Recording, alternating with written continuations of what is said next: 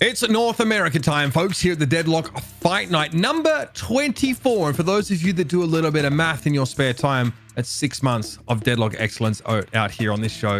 With a big thank you, of course, to our friends at Intel, keeping the lights on and keeping it going. Quite a milestone for us. NA is in an interesting spot right now in Deadlock. So I'm very excited to sink my teeth into it alongside Jason and ZP. First of all, you're sitting down to watch this. This is not related to me at all, though. Maybe could be construed that way. You haven't maybe, watched Deadlock for, a few weeks.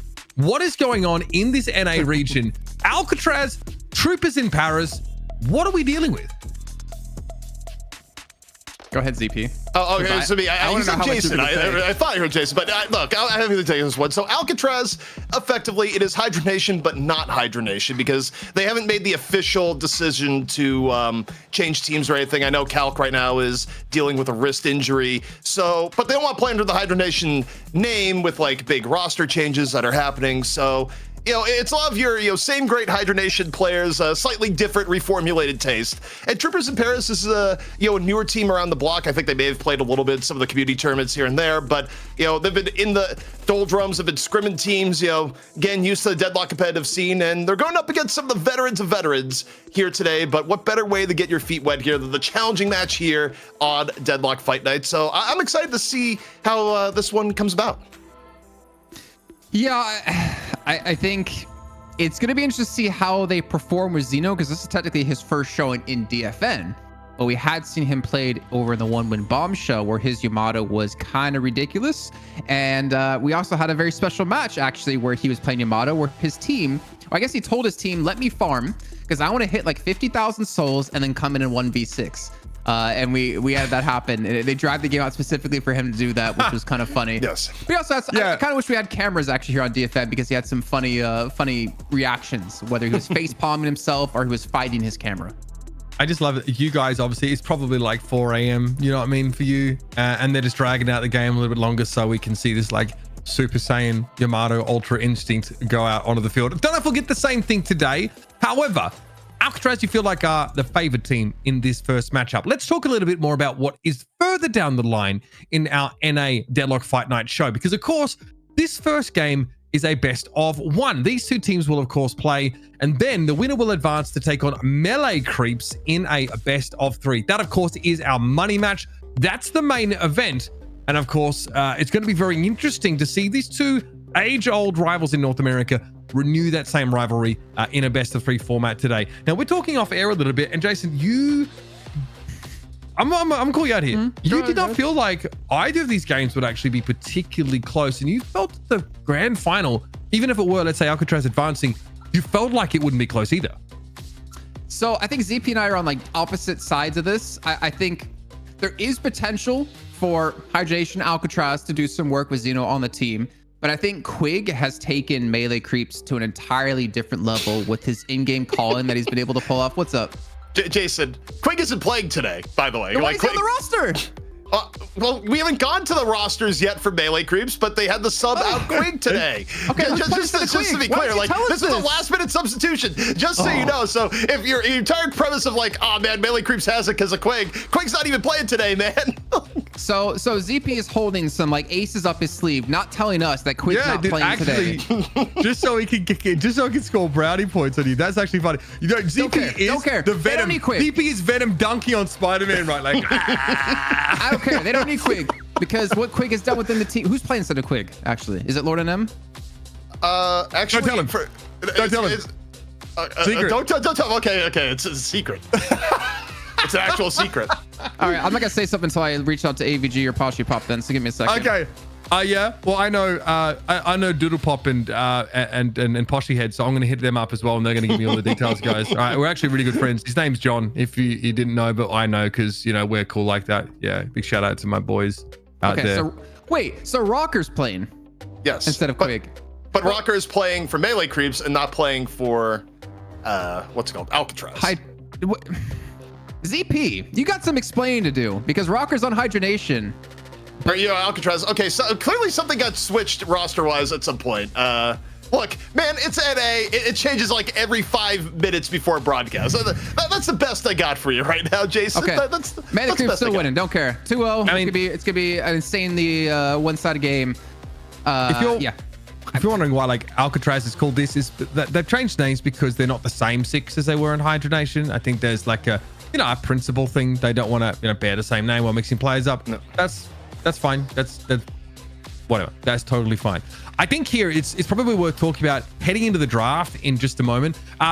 We had a coin flip, by the way, for who would start the draft here. We weren't quite able to get a Mo and Krill 1 versus 1 because these teams basically just pulled together pretty last minute, especially in Alcatraz's case with some of the move around. So a bit of a hectic week for us there. So we'll have to go without the Mo 1 versus 1. But draft will be coming up in a second. Let's talk a little bit about what we should expect to see, because over in EU, a lot of the expected stuff, the playmakers being heavily prioritized. We saw Abrams really looked at closely by VP, but we suggest that's probably just a preference of theirs, trying to build their comps around him.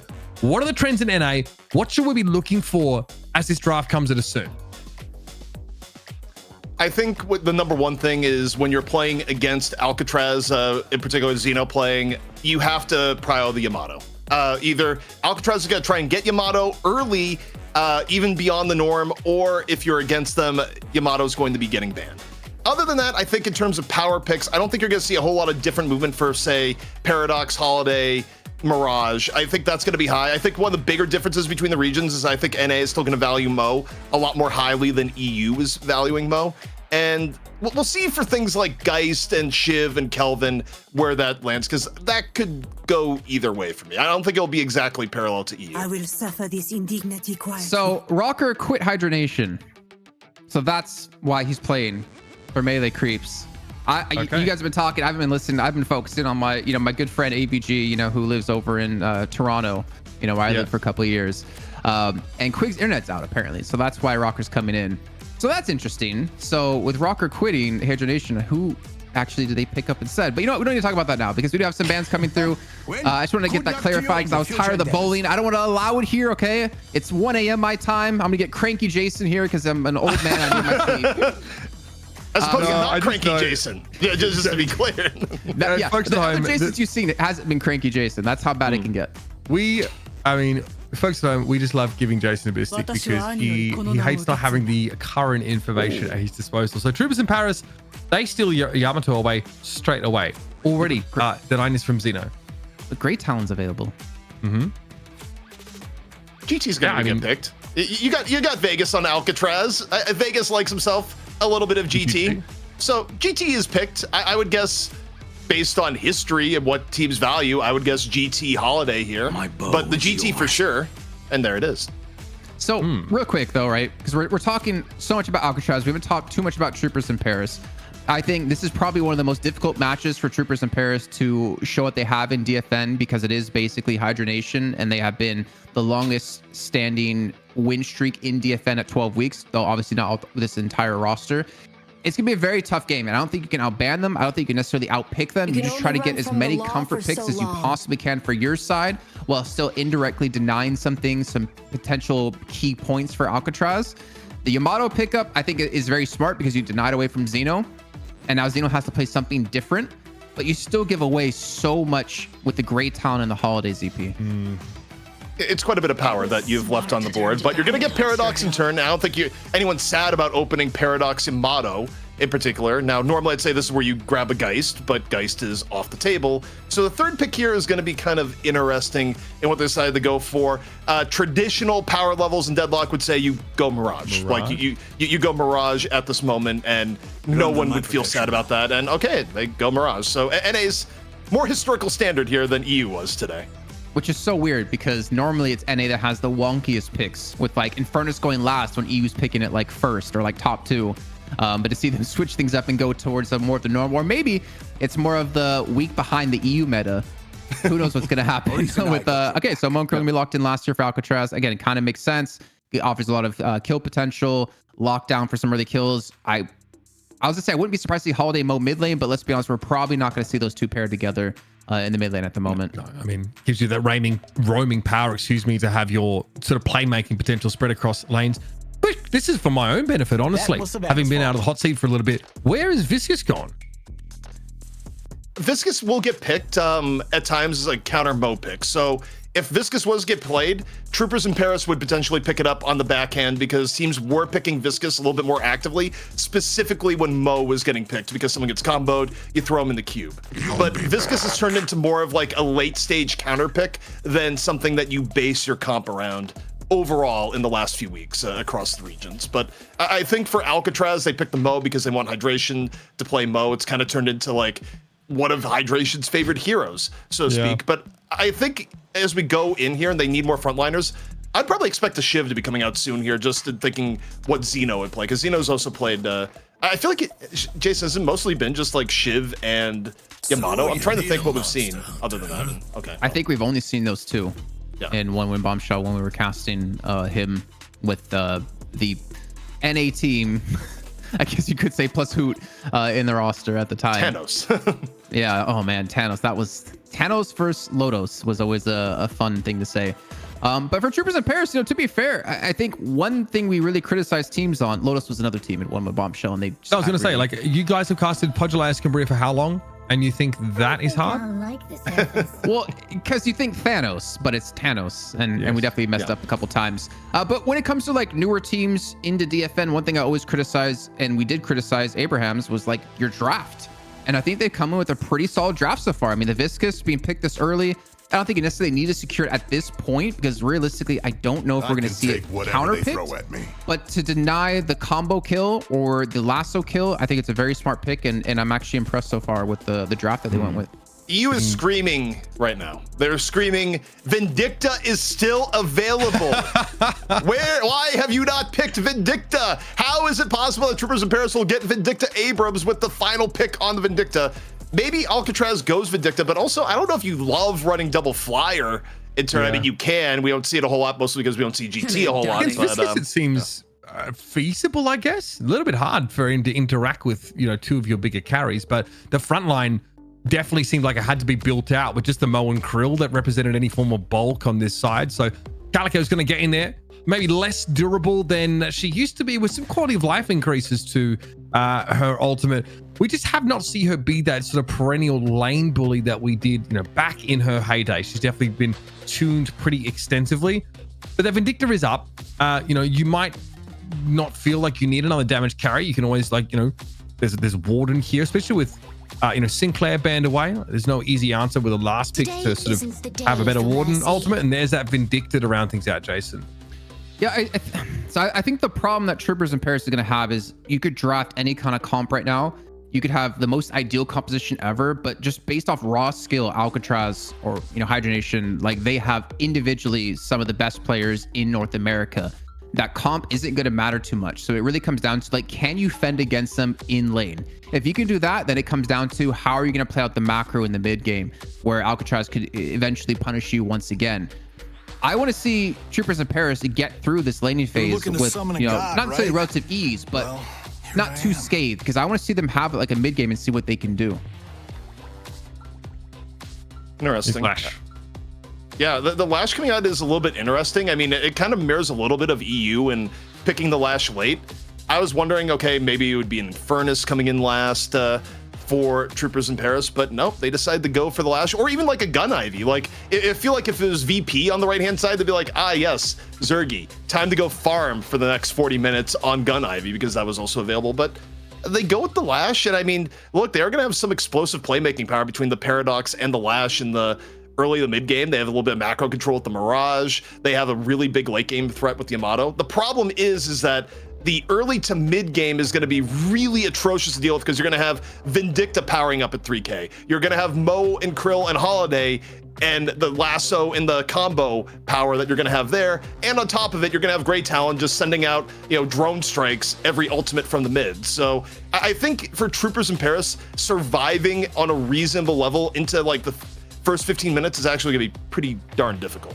Yep. And obviously Viscous can't get the cube anywhere on the map. It's really only going to be in that lane. Even now with like how the soul splitting works in lane, to maybe incentivize roaming a little bit more, because you obviously it's tough to like double stack him in the same way now. It still feels like teams are not roaming a ton before that 8-minute mark and are still trying to play out these lanes pretty extensively. Well, both sides have pretty mobile, pressure onto side lanes here with, Lashes in the mix, Calicos there, Holidays. There's a lot of options. Well, I think that's why Zeep and I have been talking a lot about these taking Guardians really quickly, because you don't have to wait till 8 minutes to start stacking souls onto one player. If you take a Guardian, pre 8 minutes, you just kind of have one person lead the lane and let them just solo feed, and then they're going to get extremely far ahead and can snowball very, very quickly. But it's just about if you can get that Guardian, if you can get, why we've been emphasizing these S tier lane combos. They nerfed the range of the Guardian's attack and also like the melee hit as well. So it does seem like it's a little bit easier just to post up and sort of pressure down those Guardians. So it still seems really important in Deadlock ZP to have like an oppressive lane duo, or just have strong lanes in general, providing that you actually have the vehicle to, manifest that pressure elsewhere on the map, to actually take those souls that you get in lane and then turn it into like these larger objectives like the buffs or specifically the urns. Yeah, I mean, it's kind of interesting how the early game is kind of developed in Deadlock, where, the very first stage of the early game is what are your lane combos, where we've seen teams just straight up lose games because, there's one recent game where a team gave up both Shiv Kelvin and Vindicta Abrams in the same game, and it went about as terribly as you can imagine, where they got blown out entirely. So your laning phase has to be good, and then as you hit the 3K phase, basically, the 6 to 10 minutes, you need compositions that give you some amount of early game threat. You get it, of course, from things like Holiday and Paradox. You get it from things like Vindicta. Anything that has a stronger than average power spike once you get your ultimate will kind of fit that role. And and all of this kind of plays into the idea of like getting to a ramp where you're really allocating farm on the things that matter. Like, for example, if you have a Yamato on your team, right? You're using all this early game presence or like lane wins to create a scenario where you're now feeding something like the Yamato that will carry you through to the end and make sure that your lead actually ends up in a victory.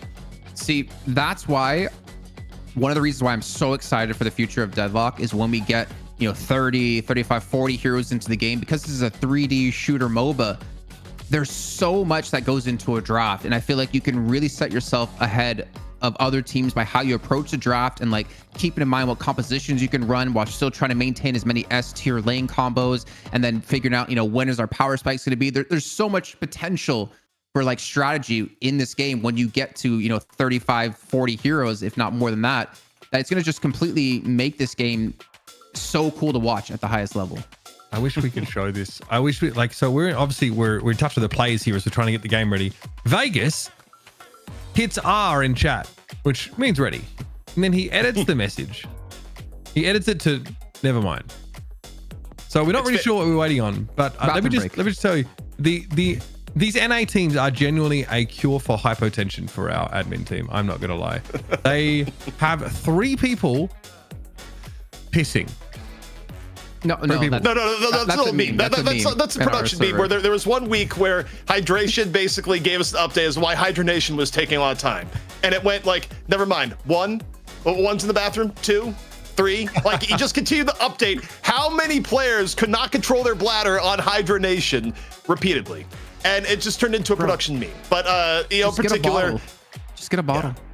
Yeah. By the way, that is flavored water. Oh, okay, buddy. Yeah, buddy. Okay. For proof. Yep. Yeah, there it is. Lemonade flavored water. Okay. In esports. That is crazy. Jason just recycling his own hydration. Very impressive stuff. Alcatraz.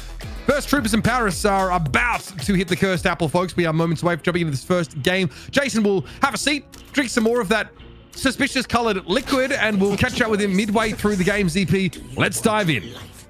You never quite know what you're going to get on any week of Deadlock Fight Night. That's why you got to tune in. It's a challenging match. It's Troopers in Paris versus Alcatraz. We got ourselves a pause to kick off the game.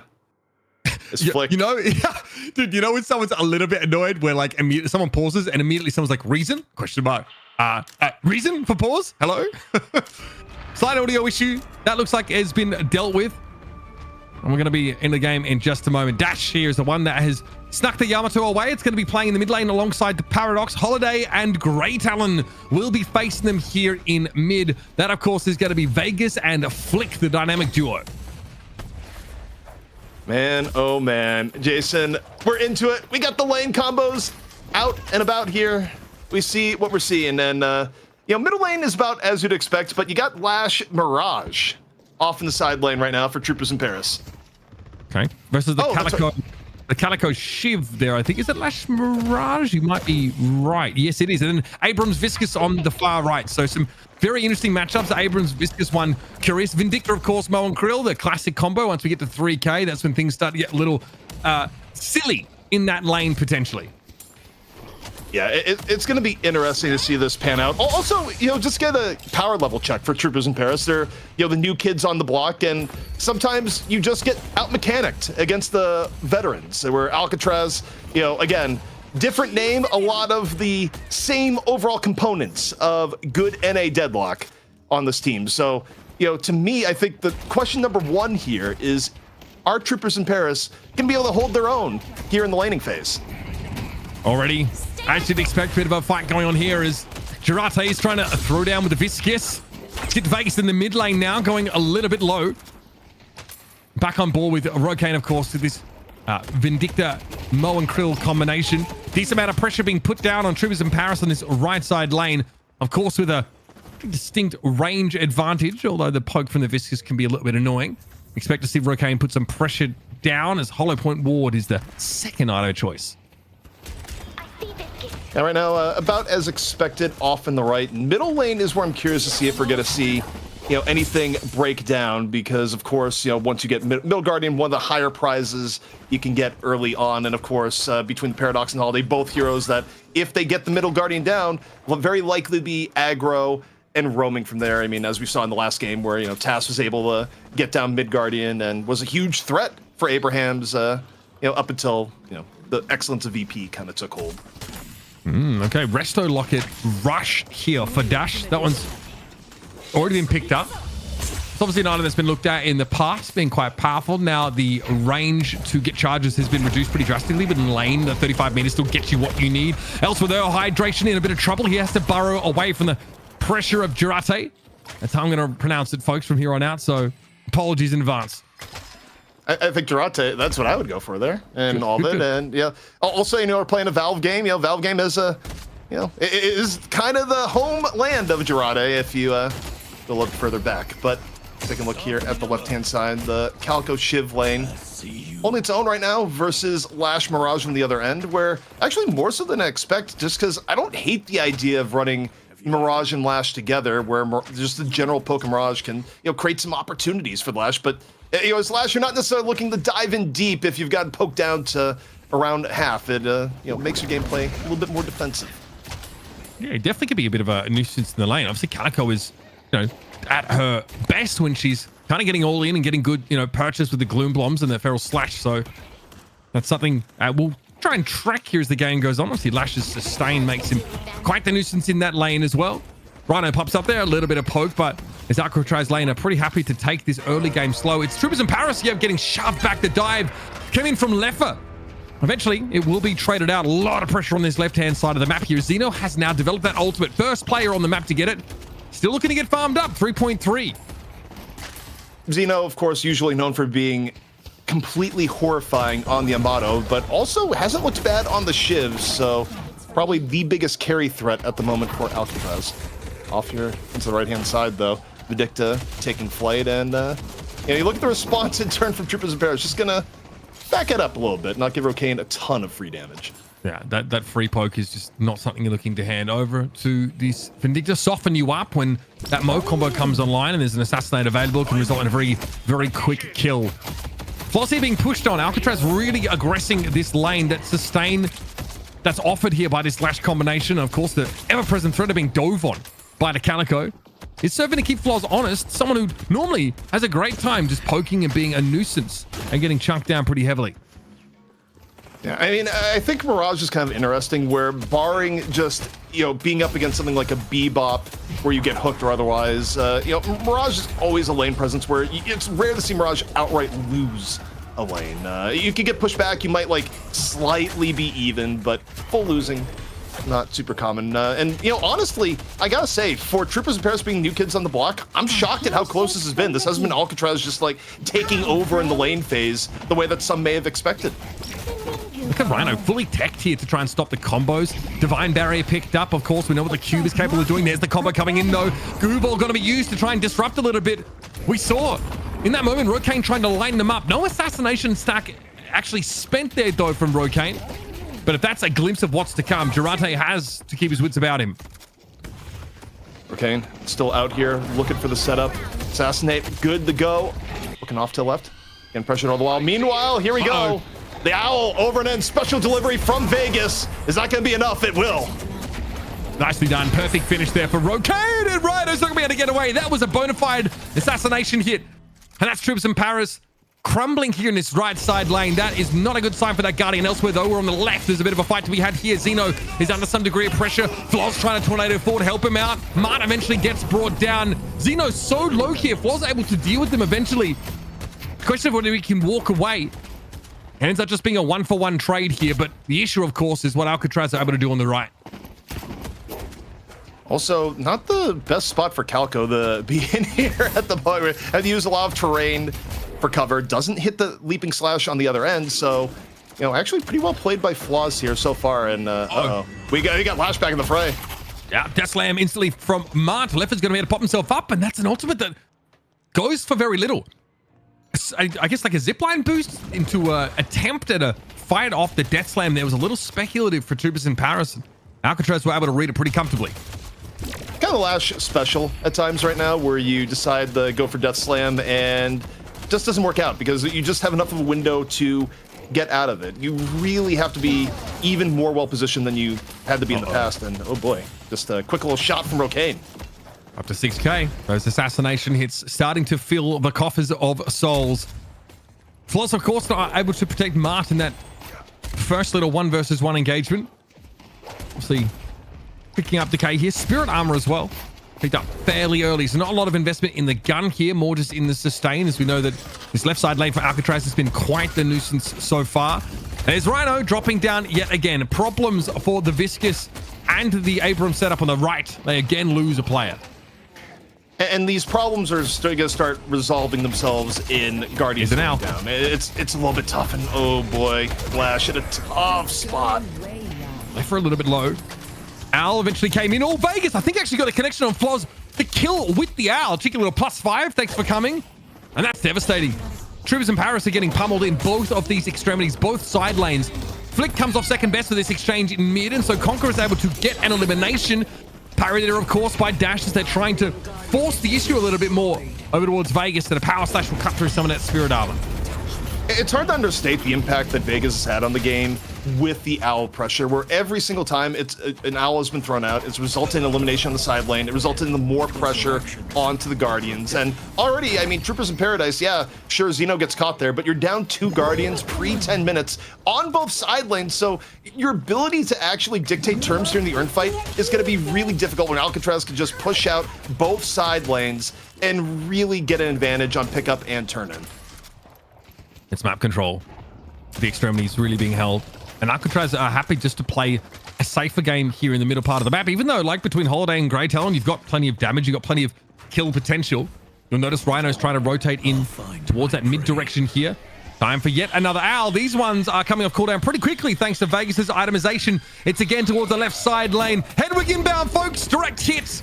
Mart will end up falling. Floz lucky to drag themselves away from this fight, and they will barely get away if that Xeno wants to chase, and there's the assassination. He'll take the stun from the Walker.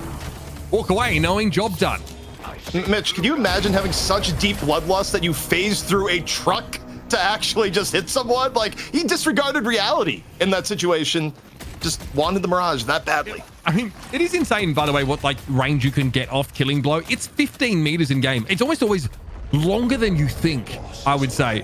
And of course, he's just able to get onto that. There's so much mobility, of course, available. You can always slice and dice into ultimates. That's a huge amount of coverage. It's a long way. It's like 12 plus 15. That's a lot of meters, folks. And it's getting a little bit dire here for Troopers in Paris. Earn, obviously, a factor now. But that Soul Lead is already starting to blow out, and heavily due to those Guardians being picked up when they did.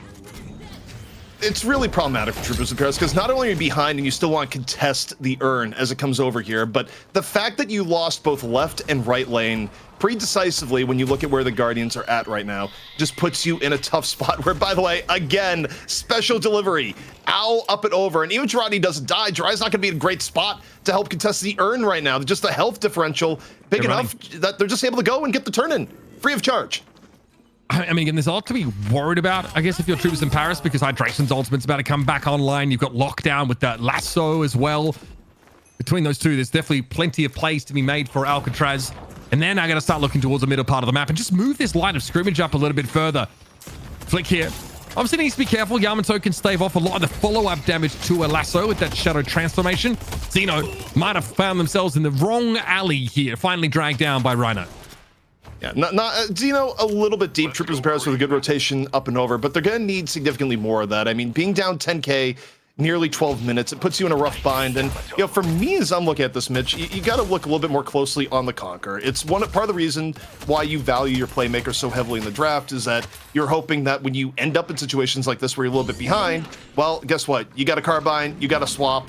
Are you going to get the backup you need if you find the opportunities? You see the Owl come on through, but see where this goes here. But Conquer, I think the one to watch here for Troopers in Paris as they look for any way back in. I mean, Vegas is chilling, combat barrier, spirit armor. I mean, that kind of damage that came in there just does not affect him at all. Obviously investing in cooldown reduction as well. More Owls, more fun. Flaws won't be able to get away. Hydration causes the Mirage to bleed out. And now they can create more pressure on this right side lane.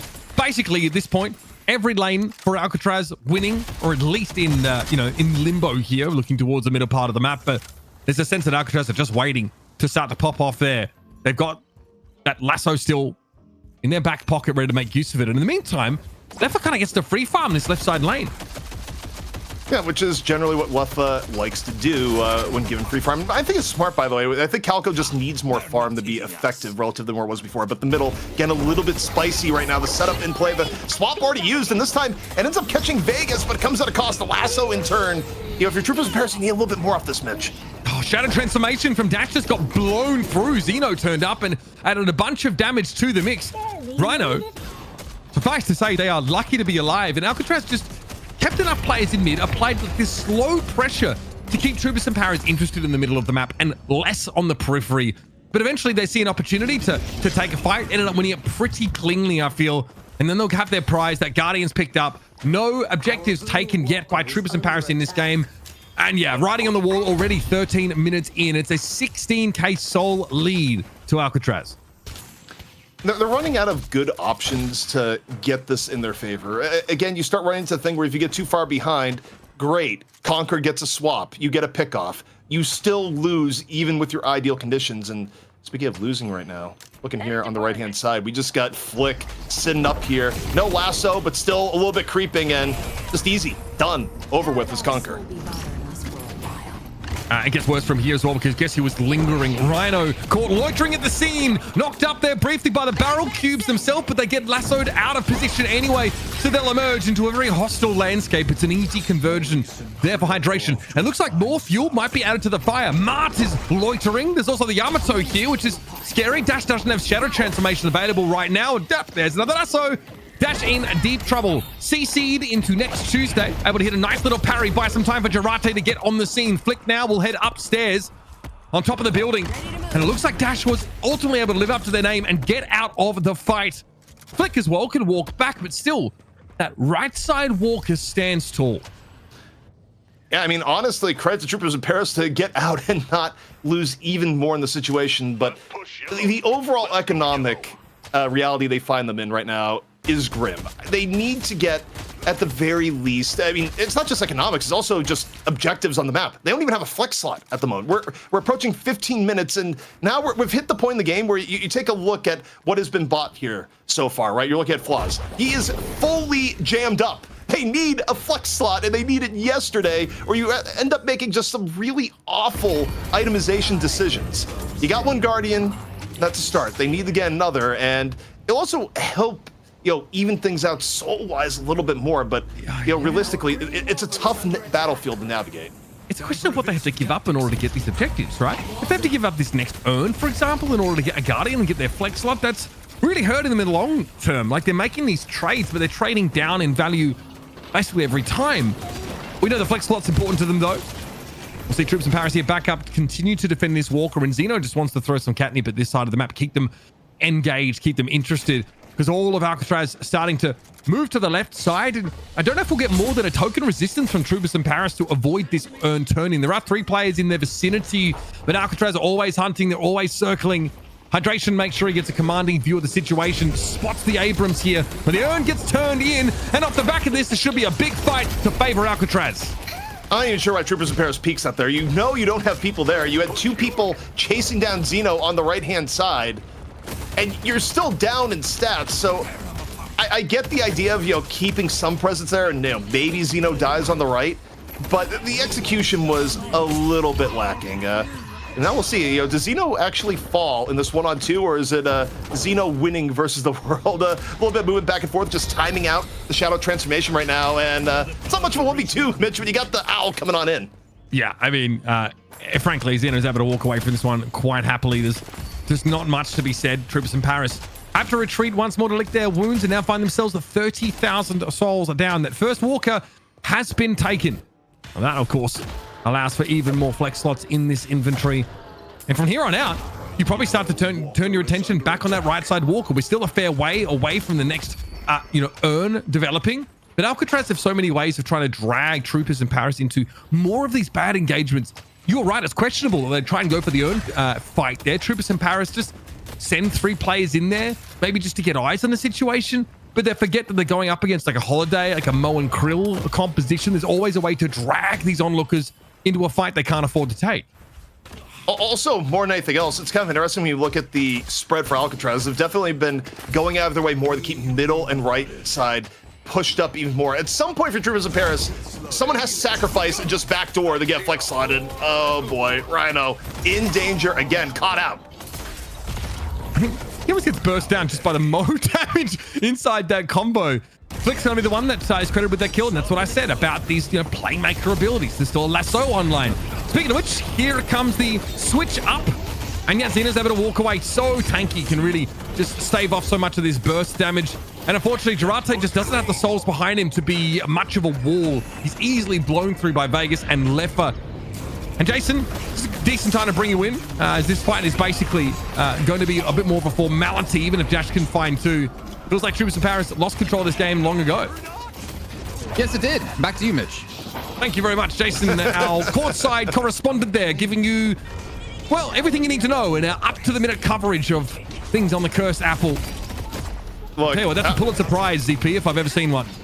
What that really is that Jason was really hungry. He talks about how hungry he gets in the middle of games, and he prepared a lot of food, and he's worried he's not going to finish the food before he has to cast in the next game. So he gave us a 1-word response and then went back to stuffing his face. That is the actual analysis of the analysis that I can give you right now, which is still longer than what Jason gave us a second ago. That's great. We have ZP down on the sideline, reporting on the sideline reporter Jason Kaplan, giving you up-to-the-minute updates on exactly what's happening with our on-the-ground correspondent.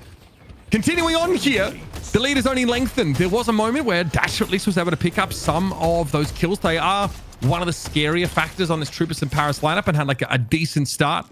But again, we want to draw your attention, folks, back to just how impactful these ultimates are for Alcatraz, and also that they've invested in reducing the cooldowns of them. So they almost always have, these abilities at their disposal. It's always an issue. As soon as you start to see a bunch of improved cooldowns, basically, distributed across the team, that's going to be a problem. Superior duration in the inventory for Rocane, just to make sure they are going to be hovering a little bit longer. And of course, a crippling headshot added to the arsenal. Already a tier 4 picked up. We are not 20 minutes into the game. And this is also my reminder as we see Jarate just get absolutely gunned down off on the right-hand side, that we are approaching 20 minutes. And the flex slot is still just a far dream right now for Troopers in Paris. And at this point, it really does impact your item builds a lot, as once more, a ball of goo gets wrapped up by a magical lasso. And it just gets rougher and rougher. And, Dash is so far behind at this point, you're not threatening even as Yamato when you pop Shadow Transformation. And at 50k difference, Mitch, You know, the time to make a game-saving play may be in the rearview mirror now for Troopers in Paris. Yeah. I mean, they say objects in mirror look closer than they appear. I just want to tell everybody it's not the case here. I mean, that thing is basically in the Paleolithic era and we're in modern day, just to give you an idea of how different those windows are, chronologically speaking. Base Guardian starting to get hammered in a little bit now as Alcatraz is set up. This should be a comfortable earn conversion. And you'll start to see these builds get even more egregious for Alcatraz. 153k at 20 minutes is pretty extreme, and you can do the math. You can see just what kind of difference that is working out to be. Even the Mo and Krill are doing a pretty ridiculous amount of damage just from their base scaling, even though obviously that Fortitude was one of the more recent items to enter their inventory, so they are going to be hard to kill. Here comes the cube to answer the combo. Decent answer. Death Slam going to come in now from over the top here. What can Mart do about this? The Owl comes in though, catches on the 4, and Rhino gets himself a cheeky little +5 for his troubles. Mart trying to drag himself back into the spawn, but it is not to be. Troopers in Paris down to 2 players, and Leffa feeling confident such that he'll walk on through that veil. We're going to start clearing these shrines, and the patron will be on the menu. Yeah, and at this point, there's not much Troopers in Paris can do about it. But, you know, I want to reflect on the good that we've seen here in the game, where, yes, at this point, it is out of hand. Alcatraz on their way into the money match to play against melee creeps. But for first showing, I think right now what Troopers in Paris got hit with was just the experience gap, is that mechanically, they didn't get beaten by a mechanics check in the lane phase. Like, the laning phase actually looked decent for a period of time, but eventually you just have the periods of experience, how to play as a team, how to leverage your resources, you know, what Vegas was able to get done with Owls that eventually lead into Guardians going down. And there's just ways of playing the game that you pick up over time when you've had a lot of match experience, which pretty much everyone in Alcatraz has had. And, you know, Troopers in Paris, to an extent, getting taken to school, but, you know, we've had worse first showings here on Deadlock Fight Night, is what I'll say. I think that's fair.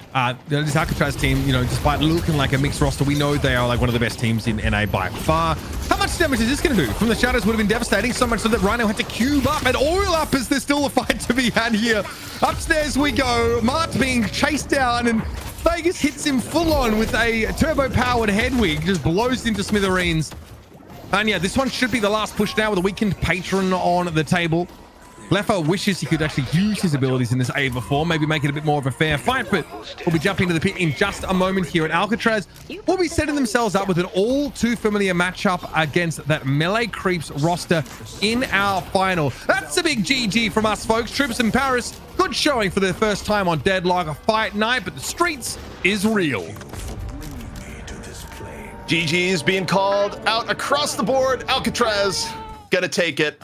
Experience winning the day, but all in all, you know, not too unexpected given the pedigree of the teams involved. But, you know, at some point you gotta get some fresh blood in the scene. And Troopers in Paris, they got their feet wet, they got baptized. It was a harsh baptism, but we'll see how they bounce back as the scene evolves, because, you know, melee creeps didn't necessarily start out all that dissimilar to Troopers in Paris, Mitch, if you think all the way back and, you know, look at where they're at now, multi-time defending champion of North America. So these things do adapt pretty darn quickly.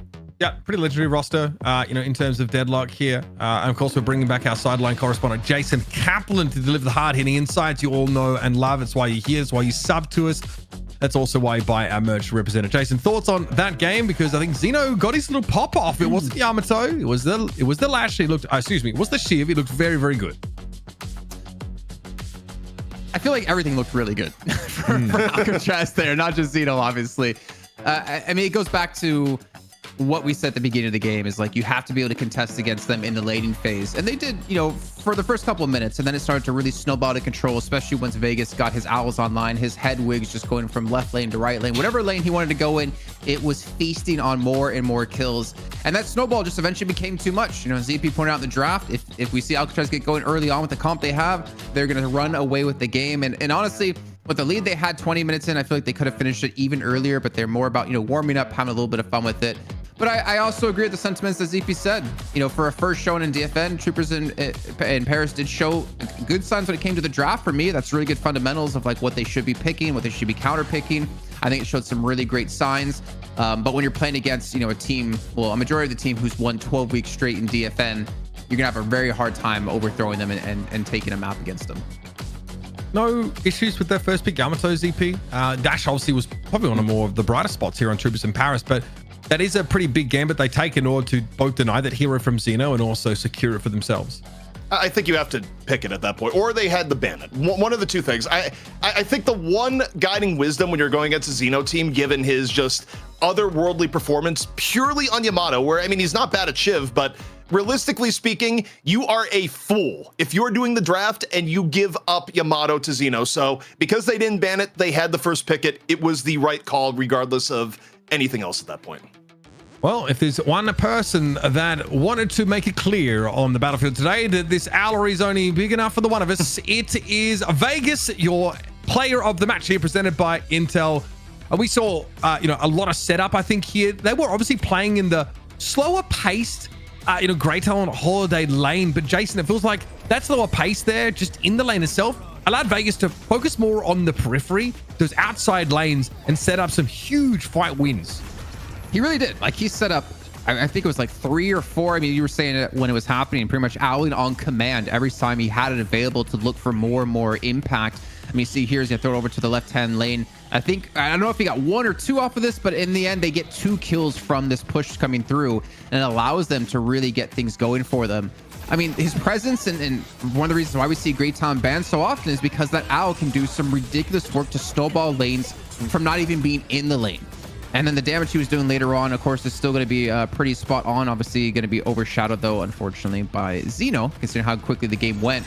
But yeah, Vegas, we know we first saw him as, oh my God, the chunk he does to Flaws there. We first saw him as a flyer pick for Hydra Nation when he was on the team, and he did disappoint.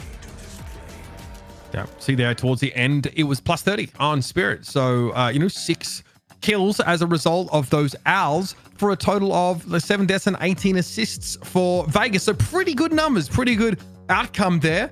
But yeah, Xeno has a game that definitely allows them to, go above and beyond in our estimation. They've got a really volatile lane that they're playing in fairness. And we do see like a ton of fighting back and forth. And the lane looked fine. I think from Troopers in Paris at times, we understand why they wanted to bring the Viscous in. It was kind of prophetic because I wondered where that hero would go, but you can see how important the cube is to answer like these holiday comps and to come in as an answer to the Mo and Krill setup. So, Jason mentioned it. I do want to give Troopers in Paris credit for that. And again, it takes a long time to catch up to a team like Alcatraz. I mean, these guys they're basically part of the furniture here at the Deadlock Fight Night, and we've been doing this for 6 months now, folks, which is pretty insane. We've been doing it so long that people don't realize that I was one of the original Deadlock Fight Night casters, and that I've come back. So that's how long it's been. We are going to go to a quick break, folks. When we come back, we're diving into our money match. It's going to be a best of 3. It's going to feature Alcatraz versus Melee Creeps, otherwise known as Hydra Nation versus Melee Creeps. We've always had a great match between these two, and we're hoping for the same right after the break. This is your Deadlock Fight Night number 24, presented by Intel. We're in the NA region, and we're not too far away from our money match.